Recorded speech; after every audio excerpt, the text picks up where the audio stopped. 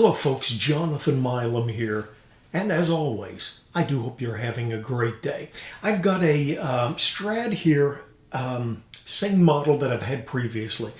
It is the LT1901B, a claim to fame lightweight trumpet, but with a bronze bell. You can see the yellow brass here on most of the horn, and the slightly darker metal here, which is the bronze. Also, since it is the 190, it does have the reversion to the old style two-type,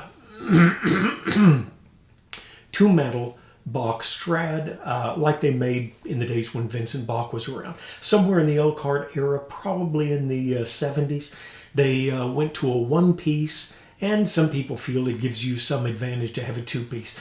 This happens to be bronze, again, and brass, where a lot of the 190s, I think now, they're making them nickel silver for the balusters and brass for the bottom. Interesting horn, 5-inch flare, so that is new.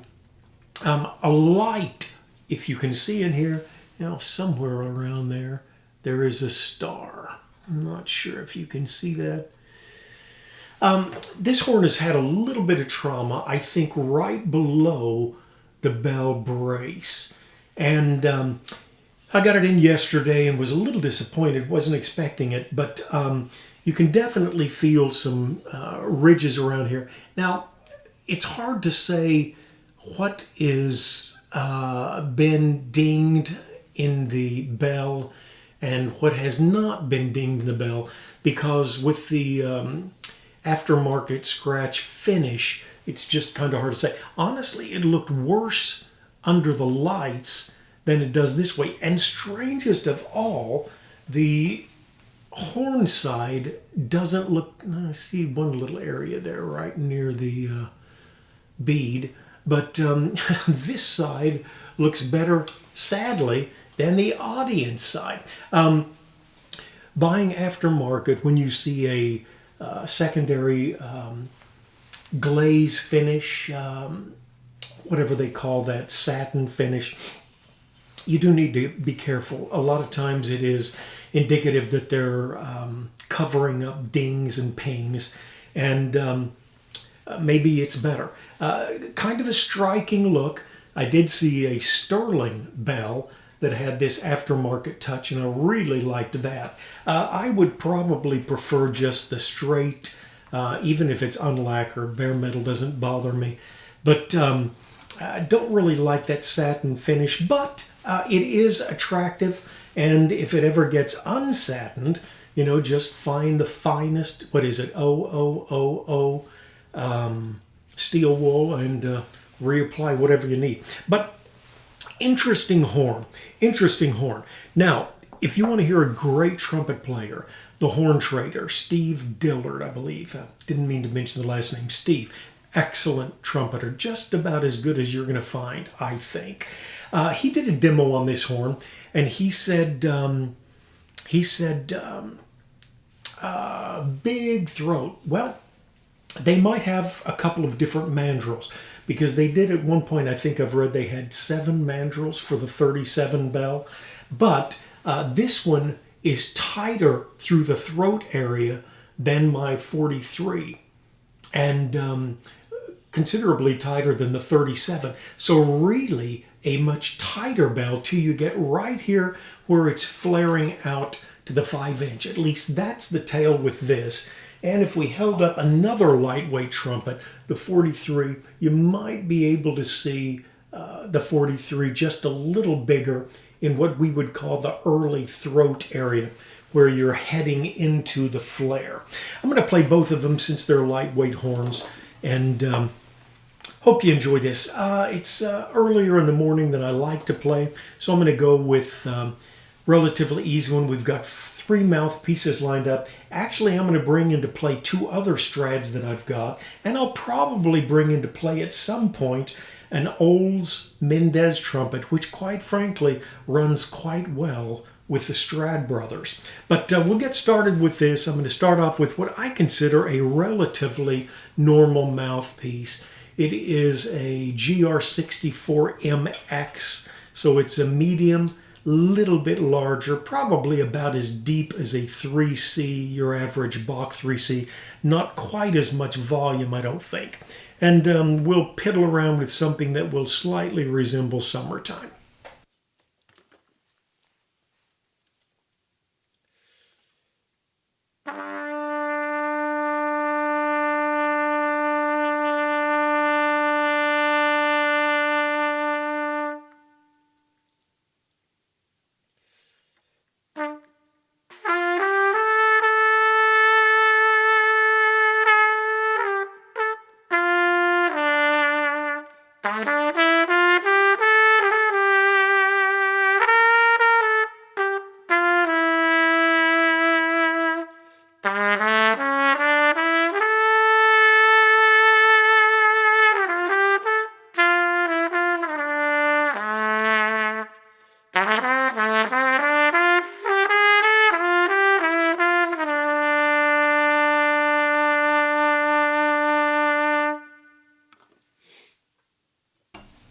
Now, for those of you that don't like all the talk, you can go right to the bottom of the comments. If you hit the slightly highlighted more, you can go down below and just compare clip to clip without all of the chatter, because I do get carried away sometimes talking. Okay, straight to a, see, this is a Elkhart, not a Corp bell, but still, you can see there, right there is the little star that indicates you've got a lightweight horn. And the 191B is lightweight body and bell, as is this here. In fact, as someone pointed out recently, one of the ugliest Strads ever made. There's no nickel silver, all brass. And all they were going for was lightness. But the 190 is a bit lighter yet, I believe. Anyway, 43 lightweight. We'll play that same song.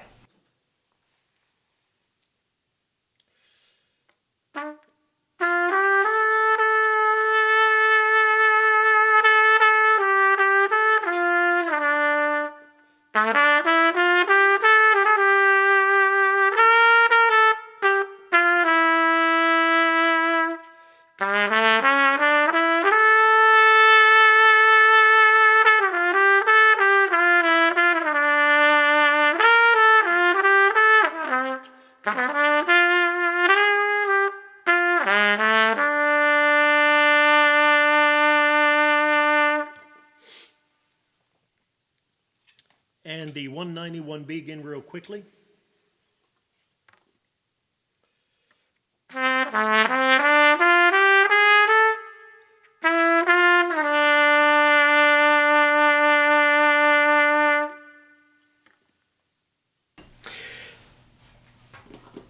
The 190 to me has got a darker sound, probably a result of the bronze bell. But if you're going to power it, you could probably get a real carrying, brighter sound out of it, because it does have a trimmer fit through this area. Now, I'm going to play another 43. This is a standard weight Strad, and here's the deal with the bells. Sterling silver does not carry lacquer very well. It always starts peeling after a while, and once it starts peeling, the lacquer turns brown and it looks like a leopard. I noticed it first with a lot of silver tone and silver sonics years ago. They can look very dirty, and frankly, once the lacquer's gone, I think the bell's easier to care for, but you know, whatever. Anyway, this is a relatively heavy bell, sterling silver plus, standard weight, but still your 43 bell.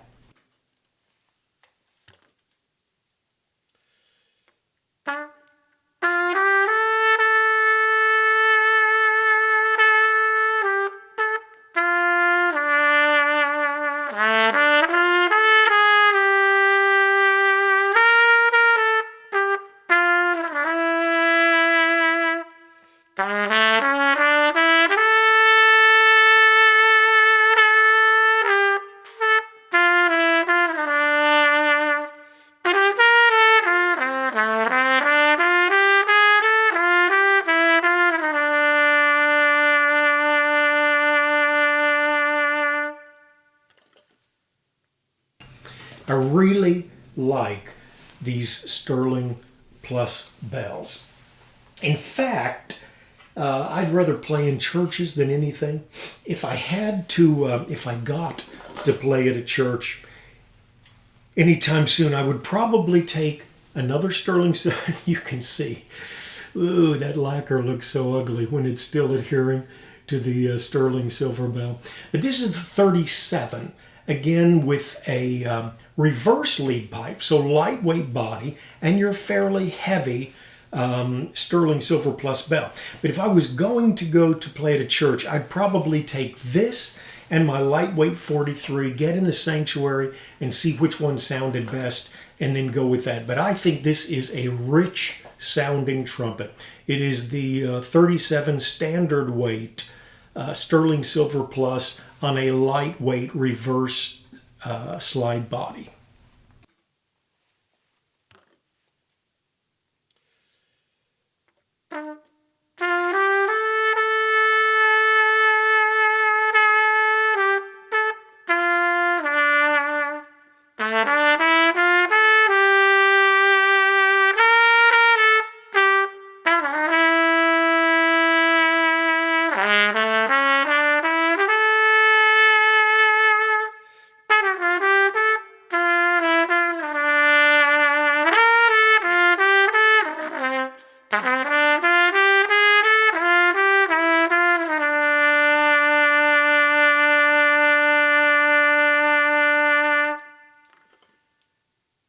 News alert. None of the Strad bells really, my opinion, from the 25, the 38, the 37, the 43, none of them differ greatly from one another. It is just a difference of degrees. You get a little larger throat here, maybe a little bigger in this area when you're dealing with the 37. The 43 is, to my way of thinking, slightly smaller, nice sized throat, but it's not as big in this area as a 37 bell. And then I am believing that your 190 1B is still smaller yet through here, although it does have the 5-inch at the flare. Now, interesting mouthpiece. I've been calling this a TF, and it just might be a huge cupped regular trumpet mouthpiece. It is a J clear. It's marked a 6 FL. Now, you'd think it's a flugel, but it fits perfectly in a trumpet receiver, and a large cup area. About, I believe, a 23 throat, but just a very interesting sound. Hope you like it. With we'll go back to the commercial Strad.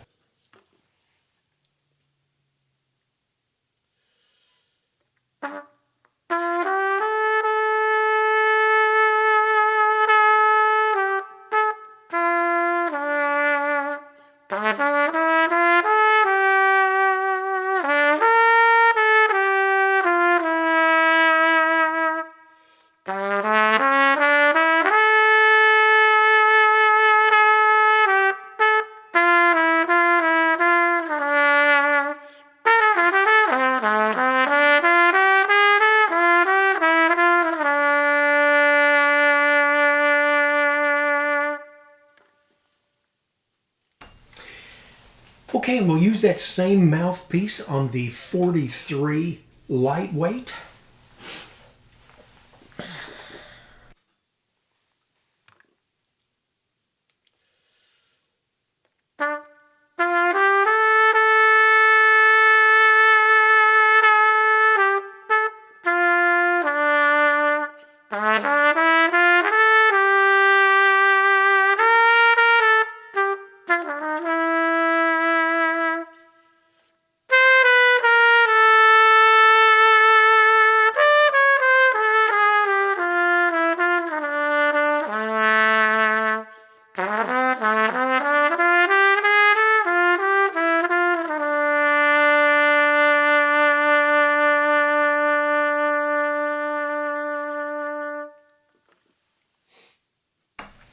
Very interesting mouthpiece.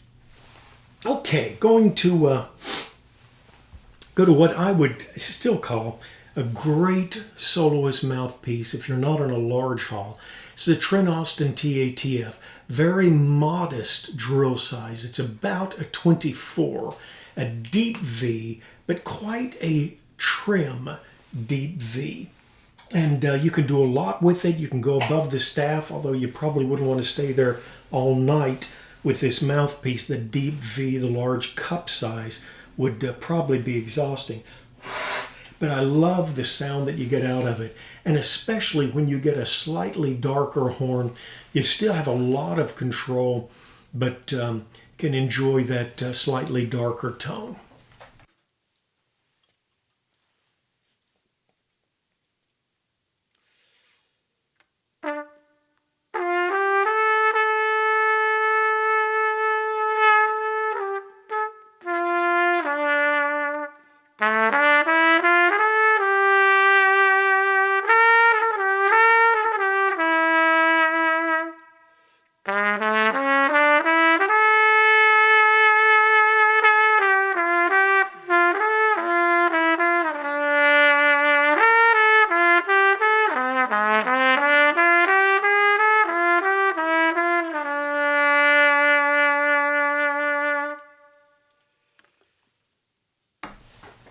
I've noticed through the process of years that I find trumpets that are used quite a bit easier to play than new trumpets.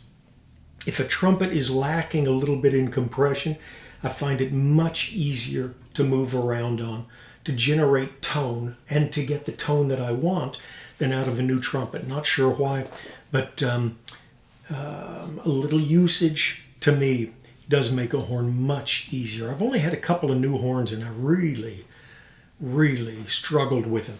And this horn is, minus the dingage that it's got, still a pretty new horn with pretty full compression. I'm just a little more comfortable on this older 43 Lightweight Strad.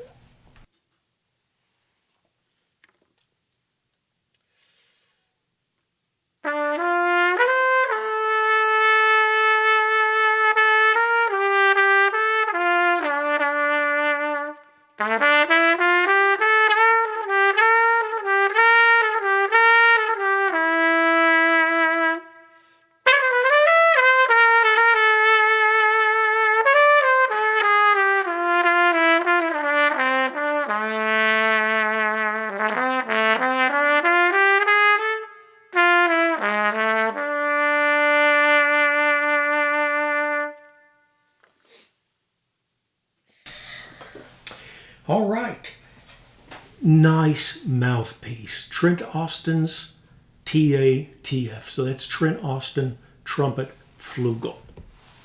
Very nice piece. Really one of my favorites through the years. And I love to use it when I'm demoing horns like this. Okay, slightly shallower mouthpiece. This is a GR64M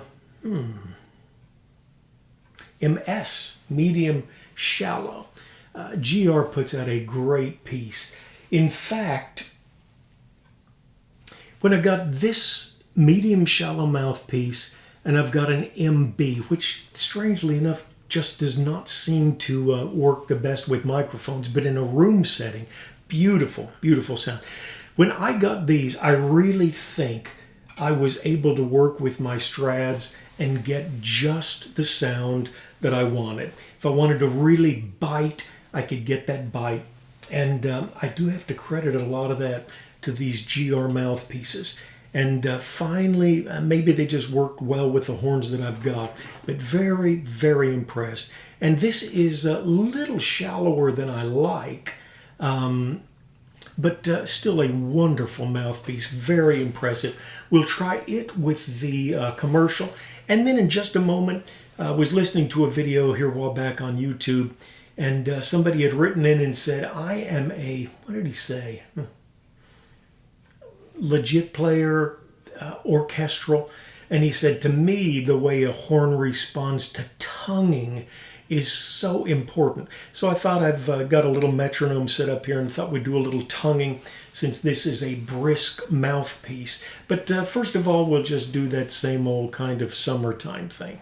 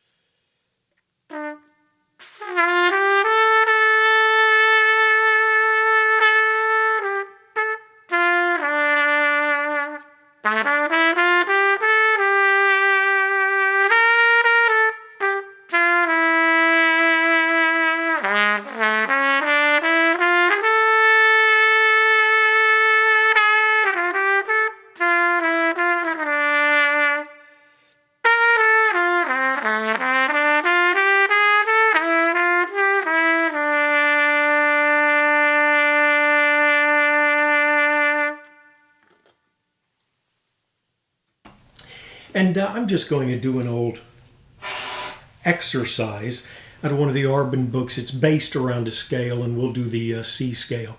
And just try and give you an idea what it sounds like when you're tonguing just a little bit.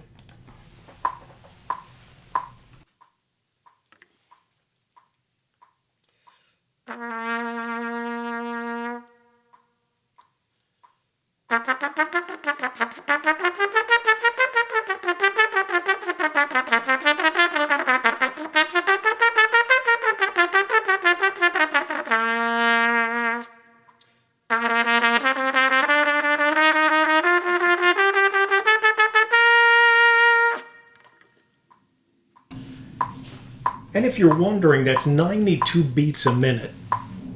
I found that exercise in one of the old books, Arbin's or Clark, probably, and used to do it all the way down from our low G up to the G just on top of the staff, you know, half note by half note.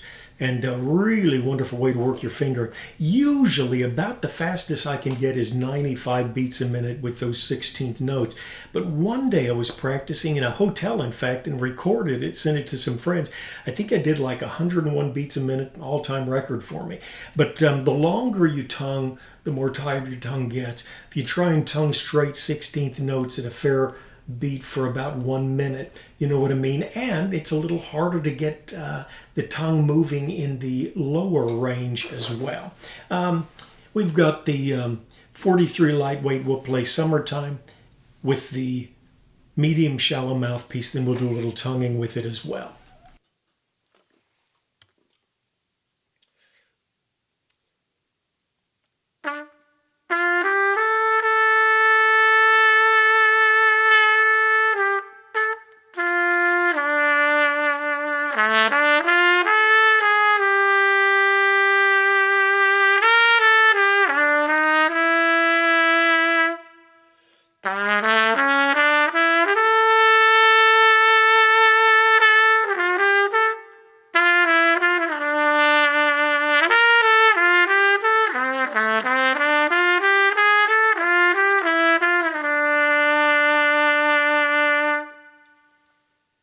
And just a moment again with that commercial, now that I'm warmed up on this mouthpiece.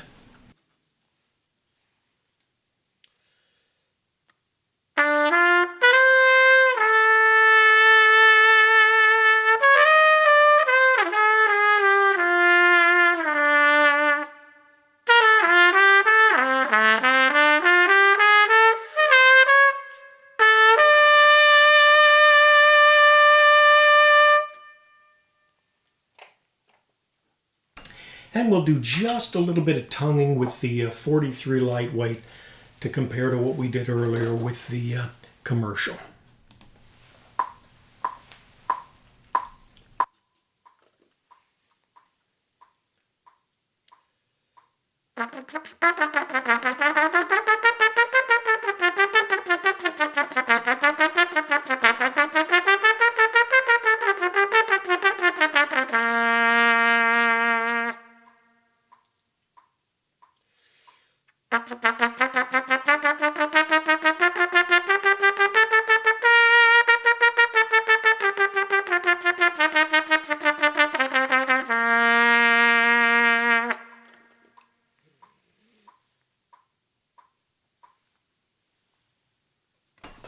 Phil Driscoll years ago, and you can find it on YouTube. The album was titled A Touch of Trumpet, and he did When the Roll Is Called Up Yonder,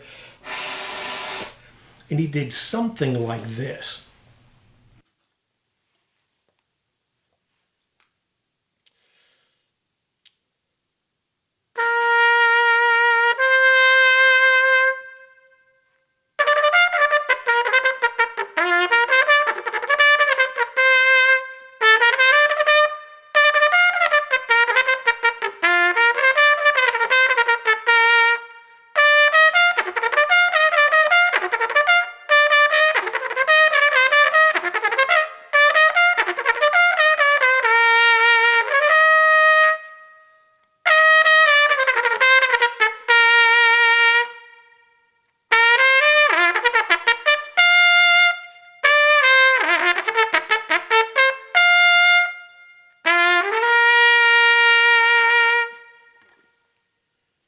And he wound up with a wonderful run on the end for about 2 octaves. But by that time, my lip is so shot, I can't do that. Okay, one other thing I thought I would do. When I had one of these previously, and that's the Light Commercial, all of the slides have got, you can't see that quite as well in the light, but this is brass, and the legs of this are nickel silver, same as your third slide leg and your first slide, if you can see down in there, and of course your second slide as well. Definitely gives a little more bite, and I like that judicious use of additional metal. I think you get a little more complex sound, your harmonics or overtones. But a friend of mine, who I had bought the other commercial from, which I should never have sold, he had ordered from MK this bronze, and you can see the difference there. Of course, you've got brass, and then you've got nickel silver, which comes out as a steel looking nickel look, and then you've got this dark bronze mouthpiece. Really should make a little darker tone to this commercial Strad. Okay, and this has got a brace on it as well, so you'll get a little different feel with that brace. And we just do that kind of summertime thing again. So this is the commercial with an aftermarket bronze main tuning slide.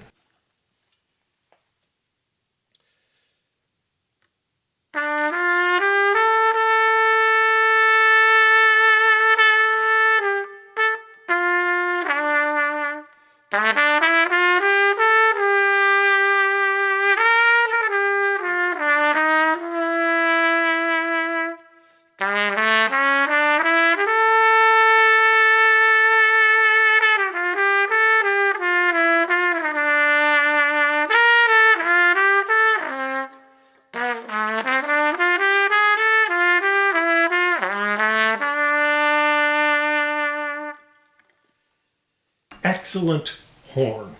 And since we have a few moments left, I'll go to one other magnificent trumpet, and this is the Olds Mendez. Love this horn.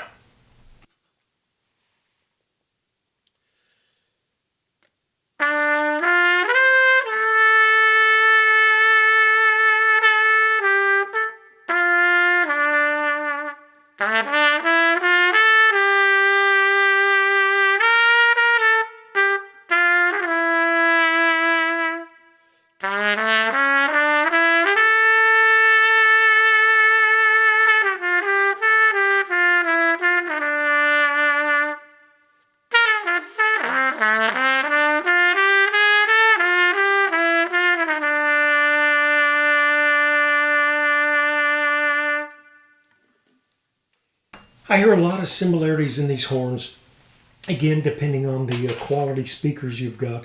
If you're listening on a cell phone, you probably won't notice much difference. If you got a good pair of headphones on, you might, as well as speakers. A difference of degrees. And as much as anything with Strads, it's the way the bell feels to you. This one seems a little tighter to me.